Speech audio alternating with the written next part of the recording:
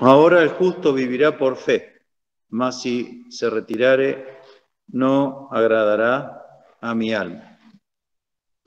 Y dice el verso 1 del capítulo 11, siempre de Hebreos, es pues la fe la sustancia de las cosas que se esperan, la demostración de las cosas que no se ven. Aquí la palabra de Dios nos da una definición que todos conocemos de lo que significa esta palabra, fe, en la cual dice Dios que los creyentes debemos vivir. Vivirá por fe. Acabamos de leer en los versos anteriores.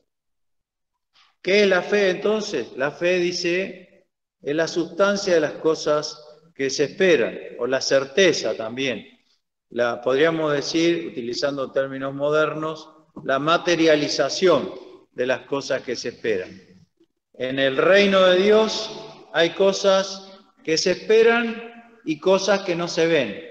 La mayoría de los bienes celestiales se esperan y no se ven, es lo que los caracteriza.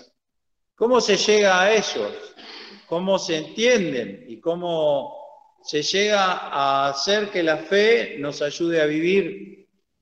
Dice que la fe es la sustancia, como si fuera el material de las cosas que no se esperan, la materialización, ¿no? Para decirlo de alguna manera. Y también la demostración o la persuasión, la seguridad, algo que podríamos decir prueba y convence de las cosas que no se ven. Y nos dice también en la carta a los Efesios, capítulo 2, Efesios, capítulo 2, también muy conocido el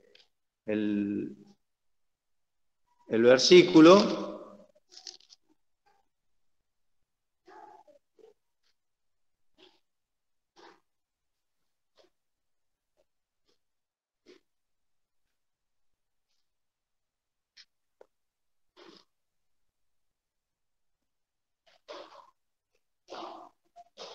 El versículo 8 dice, porque por gracia sois salvos por la fe, y esto no de vosotros, pues es don de Dios. Así que, recapitulando todos los pensamientos, Dios exige que aquel que se allega a Él tenga fe y viva por fe.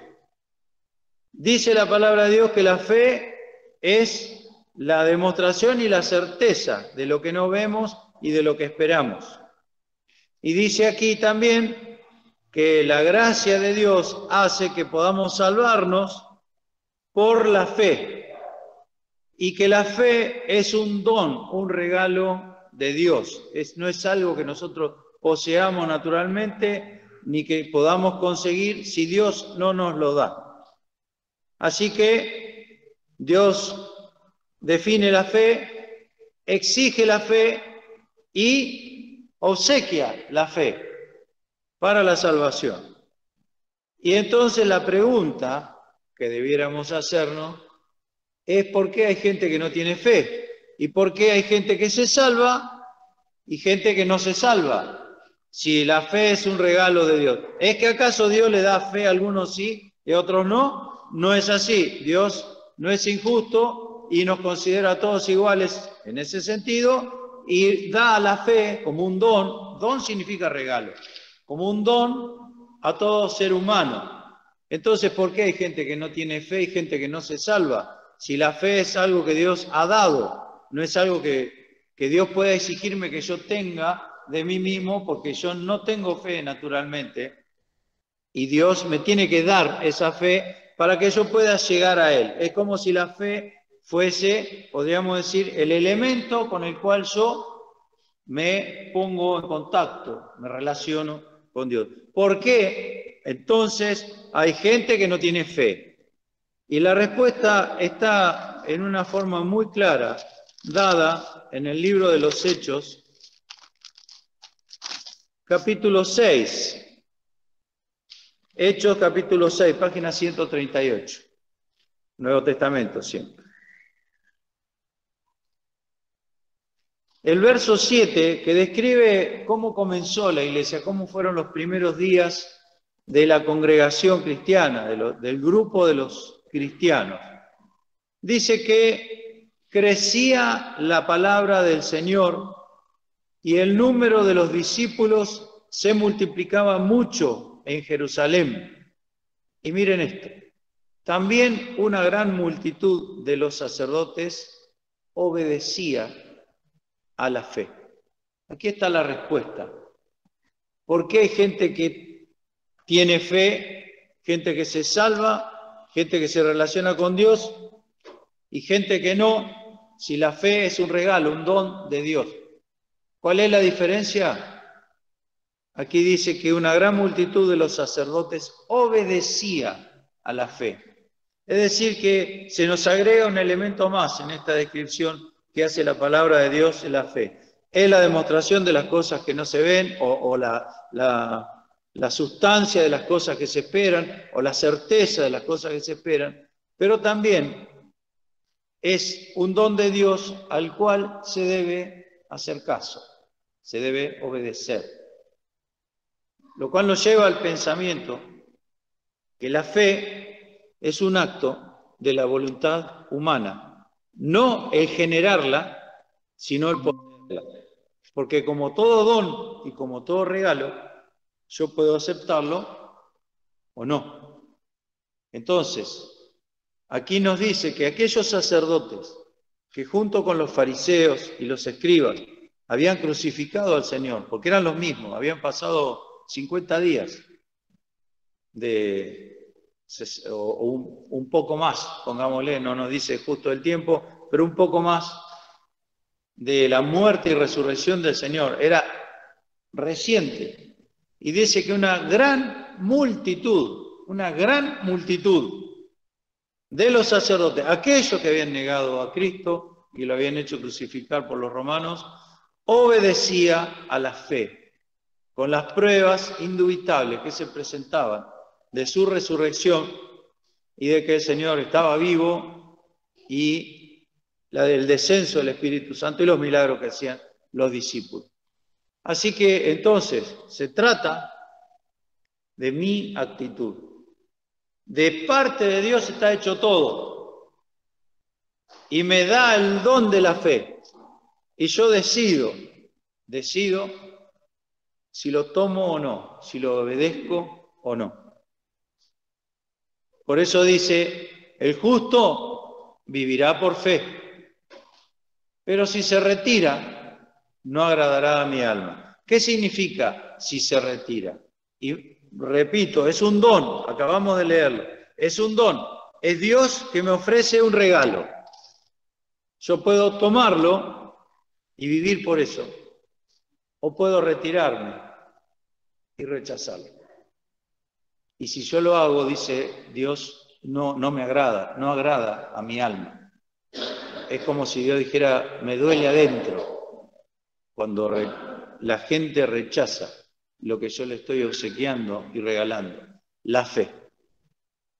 La fe que nos relaciona con Dios y nos hace tener comunión con Él, que es eso, de una común unión, eso significa la palabra comunión, estar junto a Dios, tiene un poder que muchas veces no se valora. El Señor dice, si tuvieras fe como un grano de mostaza, le dirías a este monte, una montaña, estaba enfrente de una montaña, a esta montaña que se eche al mar y os obedecería, hablando del poder de la fe. Obviamente el Señor no quiere que nosotros andemos tirando montañas al mar, sino para describir el poder que tiene la fe. De ahí viene el dicho, justamente de esa frase del Señor, el dicho que la fe mueve montañas. A veces no las vemos a las montañas, pero que están. Cuando tenemos una montaña de problemas, una montaña de dificultades, una montaña de trabas, una montaña de tristeza. ¿Cuántas montañas se nos interponen en la vida? ¿Con qué se mueven esas montañas? ¿Con qué se corren? con este elemento, ¿cómo llamar a la fe? Con este don de Dios que es capaz de vencer y de llevar al ser humano que está separado de Dios a la misma presencia de Dios. Ahora, digamos esto. La fe tiene riesgos. La fe hay que cuidarla. Y miren, yo quiero compartir con ustedes algunos versículos de la primera carta del apóstol Pablo a Timoteo. Esta carta de Timoteo a mí me ha llamado la atención porque en 1 Timoteo aparece 12 veces la palabra fe. Nosotros no consideramos a la carta a Timoteo como la epístola de la fe. Sí consideramos a Hebreos 11 como el capítulo de la fe, porque ahí habla todo de la fe. Pero en la carta a Timoteo se menciona, como digo, 12 veces la palabra fe, de muy diferentes aspectos. La fe como el obrar de Dios, la fe como enseñanza y el riesgo de perder la fe. En 1 Timoteo 1, verso 4, leamos el 3 mejor. Pablo le dice a Timoteo: como te rogué que te quedases en Éfeso cuando partí para Macedonia, para que requirieses a algunos que no enseñen diversa doctrina. Timoteo era un pastor de pastores, vamos a ponerlo de esta manera. Era un plantador de iglesia, un misionero que acompañó al apóstol Pablo en la obra de extensión del Evangelio. Entonces él requería a algunos de las iglesias que no enseñen doctrina diversa o enseñanza distinta a lo que los apóstoles y el Señor Jesucristo enseñaban. Ni presten atención a fábulas o a mitos también, se puede decir de las dos maneras. Sabemos lo que son las fábulas y los mitos. Son historias ficticias. Y los creyentes estaban enfrascados en discusiones por ciertos mitos que obviamente eran inconducentes y hacían perder el tiempo. Ni presten atención a fábulas y genealogías sin término, que antes engendran cuestiones. Es decir, hablar de esas cosas, lo único que hacía era engendrar cuestiones, es decir, discusión, pelea entre ellos. Y aquí define, fíjense, que la edificación de Dios, que es por fe, así te encargo ahora, la edificación de Dios es por fe. Dios edifica por fe. Dios edifica la vida de los creyentes cuando estos aplican la fe que Dios les ha dado. ¿Por qué hay creyentes que no crecen? Porque hay creyentes que siempre son, como dice también la carta a los hebreos, que son niños, siempre niños. ¿Por qué? Como dice también el apóstol Pedro, la leche, siempre con la leche, imagínense. Gente grande que tomara el biberón, ¿no es cierto? Es raro, ¿no? ¿O no? Es muy extraño, ¿no? Ver a una persona mayor, ya ver a un niño grande tomando la mamadera es raro. ¿Cuánto más una persona mayor? Así lo pone porque hay creyentes que no crecen como Dios quiere que crezcan. ¿Por qué? Porque la edificación de Dios es por fe, es poner en práctica aquello que Dios nos ha dado. Pues el fin del mandamiento es, o sea, la finalidad, quiere decir, el fin en el sentido de objetivo. El fin o el objetivo del mandamiento es la caridad o el amor de Dios o la manifestación del amor de Dios nacida de corazón limpio y de buena conciencia y de fe no fingida. Es decir, que aquí, además de decirnos que Dios se edifica por fe, también dice que se puede fingir la fe. Se puede fingir la fe. Se puede parecer que tiene fe. Y no es así. La fe se puede fingir. Y Dios tiene como finalidad en su palabra que la fe sea no fingida y que haya una buena conciencia dentro del hombre y que haya un corazón limpio dentro del hombre. Ahora, preguntémonos esto. ¿Cómo se hace para saber si la fe es genuina o es fingida? ¿De qué manera se puede hacer para saber eso? Obviamente que Dios ve los corazones, pero sucede, como pasó en la antigüedad y ha pasado siempre, que Dios pone a prueba al hombre para que el hombre se conozca a sí mismo. La única forma de que nosotros sepamos si la fe es genuina o es fingida es poniéndola a prueba. ¿Y cómo es una prueba de fe? ¿Cómo es una prueba de fe? El solo enunciado, prueba de fe, empieza a hacernos asustar, porque Dios muchas veces nos somete a pruebas de fe, para que sepamos, nosotros, ella lo sabe, pero para que sepamos si nuestra fe es fingida o no.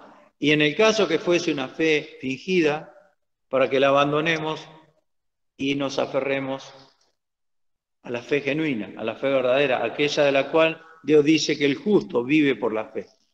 Así que, fíjense, ahí tenemos un riesgo de la vida de fe. Mi fe puede ser fingida. Cuando está todo el mar calmo, cuando las cosas están bien, yo puedo decir que tengo mucha fe. Pero ¿qué pasa cuando vienen las dificultades? ¿Qué pasa cuando las cosas no salen como yo creía? Si se apartare, dice el Señor, no agradará a mi alma, porque no está viviendo por fe. Y la fe es única, no hay otra manera en que yo me pueda acercar a Dios si no es a través de la fe. Es lo que la fe es el puente que une el abismo imposible de cruzar que hay entre mi persona y el Dios Todopoderoso. Es tan grande el abismo que solo algo que Dios mismo da podría sortear ese abismo. Luego, por no leer todos los versículos que hablan de la fe, vamos a saltarnos al capítulo 4. Aquí tenemos otro riesgo de la fe. Empero el Espíritu dice manifiestamente que en los venideros tiempos algunos apostatarán de la fe escuchando espíritu de error y a doctrinas de demonio. ¿Cómo se nota, cómo se da cuenta uno que alguien apostató de la fe y está escuchando? Fíjese lo que dice. A espíritus de error y a doctrinas de demonio. Nada bueno, ¿no es cierto? ¿Cómo sabemos que, porque dice en los postrimeros tiempos, en los venideros tiempos, algunos apostatarán de la fe escuchando a estos espíritus de error y doctrinas de demonio? Seres invisibles, pero presentes. Fíjense cómo describe a estas personas, que con hipocresía hablarán mentira, teniendo cauterizada la conciencia. ¿Qué es cauterizar? ¿Qué es cauterizar? Cualquiera que sepa de enfermería sabe. ¿Qué es cauterizar? ¿Qué? Sí, pero ¿cómo se hace la cauterización? Se quema, ¿no es cierto? Es para que no sangre. Se quema. Dice que así tiene la conciencia. Quemada y cauterizada. Insensible. Y entonces por eso hablan mentira con hipocresía como lo cotidiano. No termina ahí. Que prohibirán casarse y mandarán abstenerse de las viandas que Dios crió para que con nacimiento de gracia participasen de ella los fieles y los que han conocido la verdad. Fíjense que es un enfoque religioso esto. La prohibición del casamiento o el celibato, digamos, o mantener el celibato y comer algunas cosas sí y algunas cosas no. Y miren, yo les voy a decir una cosa, les voy a confesar algo. Siempre desde que me convertí, desde que empecé a leer la Biblia cuando tenía 18 años, este versículo 3 de 1 Timoteo 4 me representaba a un sacerdote católico, porque justamente es lo que sucede con ellos. Les prohíben casarse, a alguien le prohíbe casarse, su jefe, vamos a decir, y ustedes ven la cuaresma y etcétera, etcétera, les prohíben algunas viandas. Entonces para mí se me representaba el catolicismo mismo. Y lo es, no está mal. Pero en estos tiempos a los que hemos llegado, el casamiento es algo que se ha dejado de usar.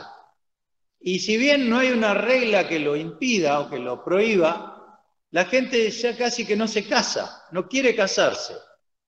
No quiere casarse y la mentalidad, la sociedad ha llegado al punto que el que se casa es una rareza. A mí siempre me sorprendió, desde que se empezó a usar eso, es que la gente convive durante mucho tiempo y luego hace una gran fiesta para casarse. Pero ¿cuál es la diferencia? Si ya estás conviviendo. Es como una rareza el casamiento. Contrariamente, es más raro aún que las parejas homosexuales reclamen poder casarse y las parejas heterosexuales reclamen no querer casarse. Así está el mundo. ¿Por qué? Porque hay apostasía de la fe, apartamiento de la fe. Y lo mismo las viandas. Fíjense qué lucha grande hay con la prohibición de ciertos alimentos, como, no digo que esté mal, entiéndanme, pero sucede el veganismo, el vegetarianismo y lo opuesto, y etcétera, etcétera. No vamos a entrar más en detalles, pero fíjense que no es solamente la descripción del sacerdocio católico, sino de la sociedad entera que tiene esas mentalidades. Verso 4 dice, porque todo lo que Dios crió es bueno y nada hay que desechar tomándose con nacimiento de gracia.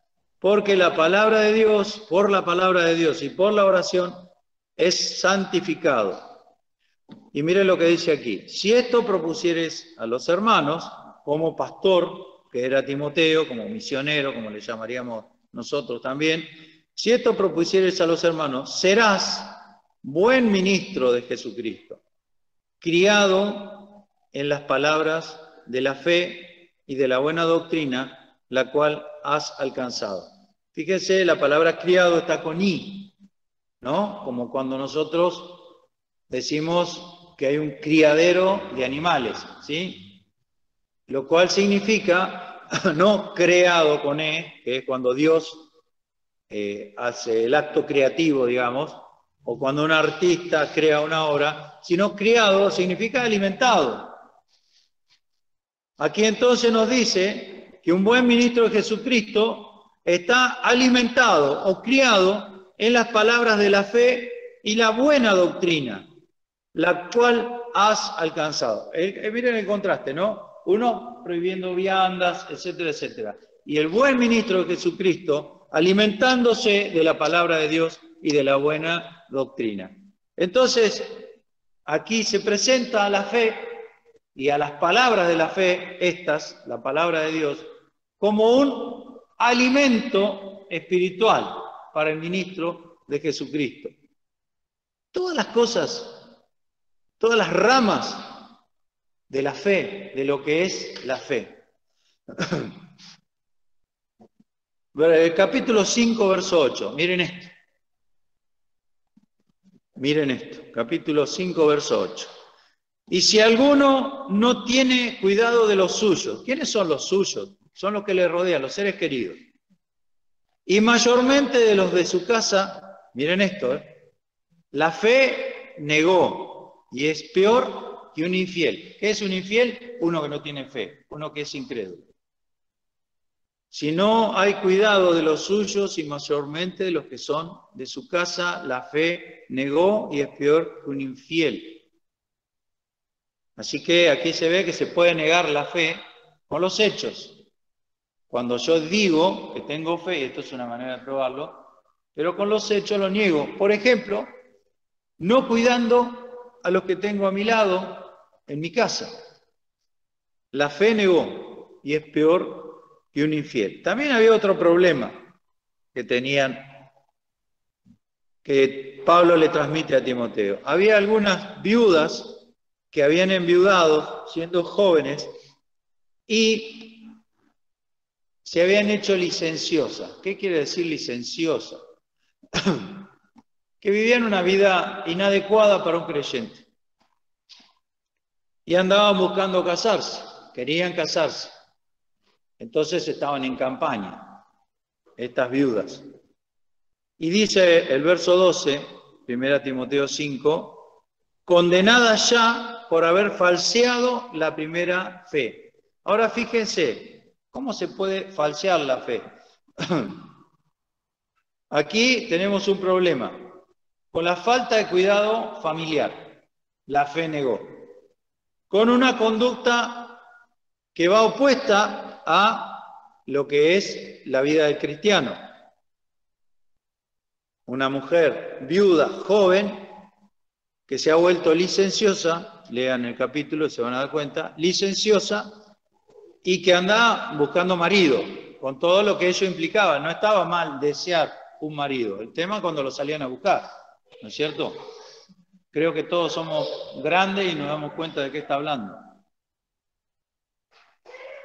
Y dice que habían transformado en falsa la primera fe con la que habían creído. Vamos al capítulo 6, verso 10. Vamos a leer el 9 para entrar en el tema. Porque a los que quieren enriquecerse caen en tentación y lazo y en muchas codicias locas y dañosas que hunden a los hombres en perdición y muerte. Ahora, fíjense esto. ¿Quién no quiere enriquecerse en estos tiempos? Es raro encontrar gente que no quiera enriquecerse. Y dice que aquel que lucha por enriquecerse y que dedica su vida a eso, cae en una tentación y un lazo. O sea, sabemos lo que está enlazado. Y en muchas codicias locas y dañosas que hunden a los hombres en perdición y muerte. Porque el amor del dinero es la raíz de todos los males, el cual, codiciando a algunos, se descaminaron de la fe y fueron traspasados de muchos dolores. Así que, miren, la hipocresía, con hipocresía, dice, teniendo la conciencia cauterizada, escucharán a los espíritus de error y hablarán mentira con hipocresía, habiendo apostatado de la fe. Luego dice que el que no cuida a los suyos negó la fe y es peor que un infiel. Luego dice que la persona licenciosa ha falseado la fe, o sea, la ha declarado falsa. Luego dice que aquel que quiere enriquecerse y que sigue la codicia, se descamina de la fe. Y luego, en el último versículo de esta carta a Timoteo, primera, aunque leamos el 20 para ver lo que está diciendo el apóstol, dice, oh Timoteo, guarda lo que se te ha encomendado, evitando las profanas pláticas de vanas cosas. Profanas pláticas de vanas cosas. ¿Qué es vano? Es hueco. Es hueco, cosas huecas, cosas vanas, que no llevan a nada. Guarda lo que se te ha encomendado, evitando las profanas pláticas de vanas cosas. Y miren esto, los argumentos de la falsamente llamada ciencia. Ahora, tenemos una conversación vana, hablando, como vamos a decirlo como lo decimos, hablando pavada, ¿no es cierto? Hablando pavada. Profanas pláticas de vanas cosas. Y también los argumentos de la falsamente llamada ciencia. ¿Por qué es falsamente llamada ciencia? Porque la ciencia verdadera debería buscar la verdad. La ciencia se dedica a investigar, a adquirir conocimientos para conocer la verdad. Pero sucede que hay una ciencia, que es la ciencia más conocida por nosotros, que no busca la verdad, busca tener razón, que es distinto. Entonces inventan una teoría evolutiva, primero inventan la teoría y después buscan elementos para tener razón, en vez de creer lo que dice Dios en su palabra y a partir de ahí iniciar su búsqueda de conocimiento. Y entonces, con estas dos cosas, dice el verso 21, y así termina la carta, la cual, profesando algunos, fueron descaminados acerca de la fe. Entonces, decíamos al principio, hay muchos riesgos para la fe. La fe tiene un poder impresionante que Dios ha dado, pero hay maneras en arriesgar la fe. Y hay muchas formas, como acabamos de leer en que el hombre, la mujer pueden perder la fe o pueden falsear la fe. Primeramente siguiendo, vamos a empezar del final hacia adelante.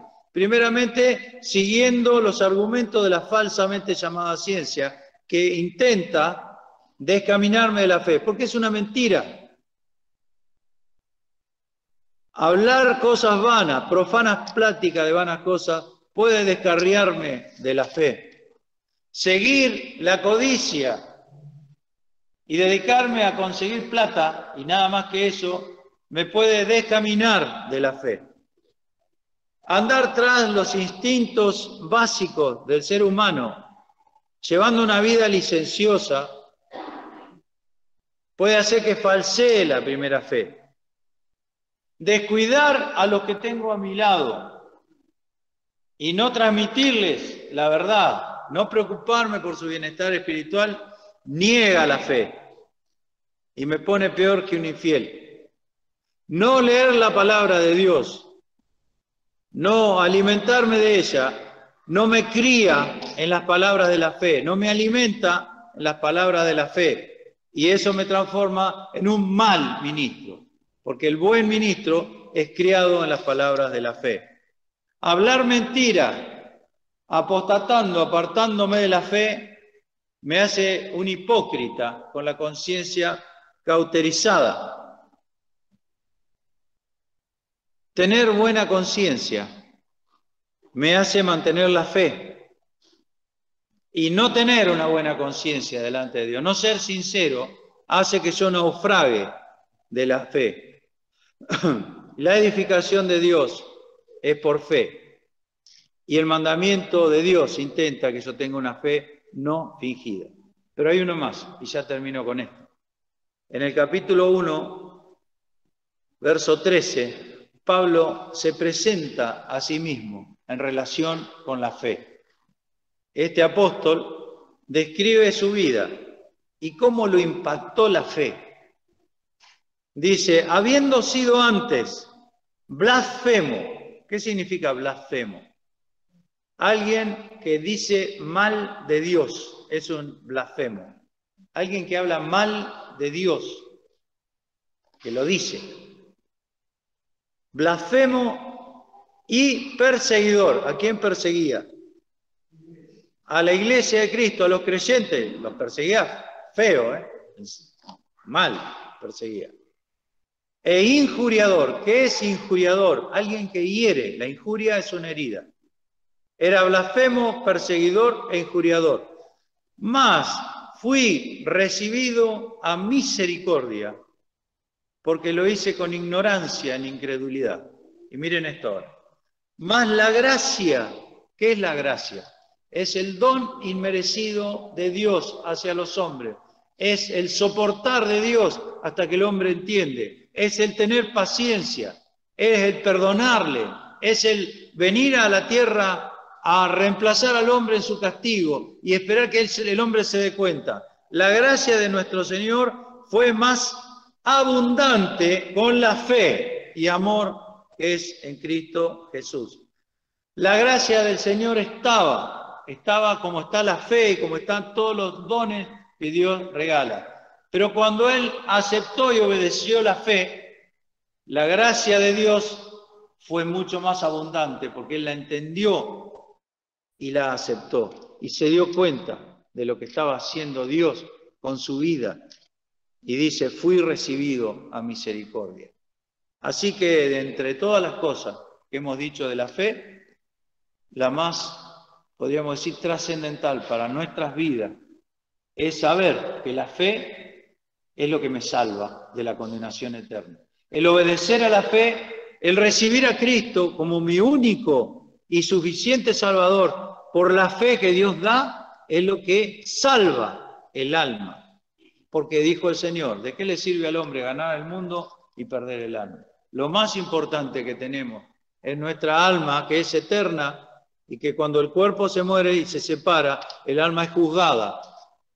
¿Y cómo juzga Dios al alma cuando se llega a la presencia de Dios? Simple. ¿Qué hiciste con la fe que te ofrecí?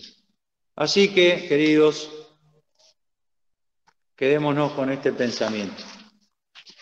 Dios me está ofreciendo la fe. Si soy un creyente, puedo clamar a Dios para que me aumente la fe. ¿Cómo hicieron los apóstoles? Señor, aumentanos la fe.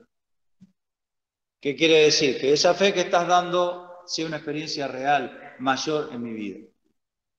Pero si yo no tengo una verdadera experiencia de salvación, y eso lo sabe Dios y lo sé yo, una verdadera experiencia de arrepentimiento, Señor, soy lo que dices que soy un pecador, pero te acepto por la fe, porque la fe es la demostración de las cosas que no se ven, es la sustancia de las cosas que se esperan. Yo tengo que obedecer a la fe y empezar a vivir una vida de fe. Y por la fe se abandona el pecado, por la fe se deja atrás el mundo, por la fe se recibe a Cristo, por la fe se anda en la vida cristiana, por la fe se reciben las promesas de Dios, por la fe se deja de pecar, por la fe se cambia, todo por la fe. Y dije mínimas cosas de las cosas que produce la fe. Entonces, tengo fe. Si no la tengo es porque no le he aceptado de Dios a la fe. Y si tengo una fe chiquita, tengo que decirle a Dios que me aumente la fe, que agrande ese orificio por donde entra la fe para que yo tenga una fe plena. Porque sin fe es imposible agradar a Dios. Si no tengo fe, Dios no está agradado. Si se apartare, si no vive por fe, no agradará a mi alma. Quiere el Señor bendecirnos para que podamos entender estas cosas y ponerlas en práctica.